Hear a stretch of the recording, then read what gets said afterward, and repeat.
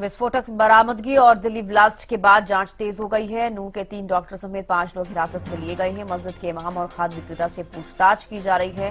सुनहेड़ा निवासी डॉक्टर मुस्तकीम से सबसे पहले पूछताछ हुई। एक अन्य एमबीबीएस छात्र भी हिरासत में लिया गया। अहमदाबाद गांव से डॉक्टर मोहम्मद हिरासत में लिया गया है।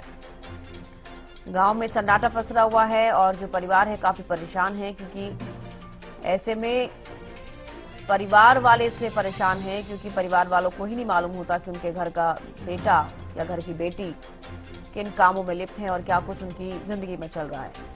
अब ऐसे में जो जानकारी सामने आ रही है कि मुस्तकीम से सबसे पहले पूछताछ होगी। करने एमबीबीएस छात्र को भी हिरासत में लिया गया है। अहमदाबाद गांव से डॉक्टर मोहम्मद हिरासत में लिया गया।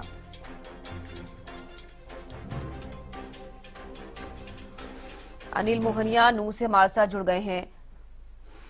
अनिल, सबसे पहले ये पूछना चाहूंगी, दिल्ली ब्लास्ट जो हुआ नूह से उसके कनेक्शन जुड़ते हुए देखे जा रहे हैं। बताया जा रहा है कि जो आतंकी उमर है उसने 10 दिन पहले हिदायत कॉलोनी में कमरा किराए पर लिया था। फिलहाल क्या कुछ ताजा जानकारी आपके पास? बिल्कुल, जिस तरीके से दिल्ली ब्लास्ट के जो आतंकी है उमर, उसकी बात करें तो हम उसने नूह में भी 10 दिन के लिए 10 दिन तक कमरे किराए पर रहा था। ब्लास्ट से पहले की बात करें तो हिदायत कॉलोनी है, यहाँ पर वो है कमरा लेकर रह रहा था।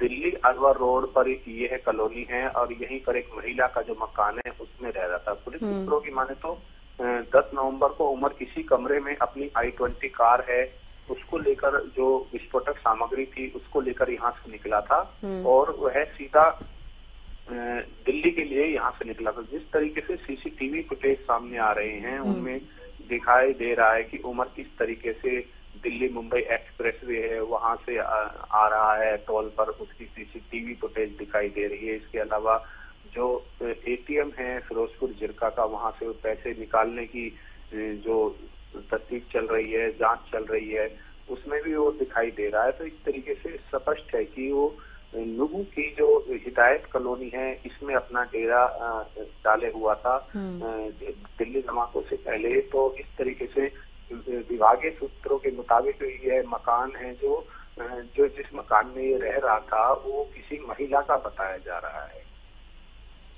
बिल्कुल, किसी महिला का बताया जा रहा है। जानकारी ये भी मिल पा रही है कि जो अल-फलाह यूनिवर्सिटी का कोई इलेक्ट्रीशियन है उसके नाम पर ये कमरा था। ये भी कुछ जानकारी है, इसको लेकर क्या जानकारी अनिल?